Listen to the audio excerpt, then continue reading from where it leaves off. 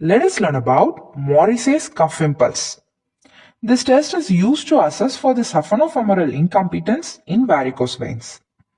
To perform this test, the varicose veins are emptied by elevating the affected leg of the patient.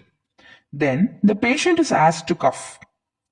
Now, palpate the saphenous opening of the affected leg. If any impulse is felt at the saphenous opening on cuffing, then the test is considered positive. This indicates saphenofemoral incompetence. Thank you for watching.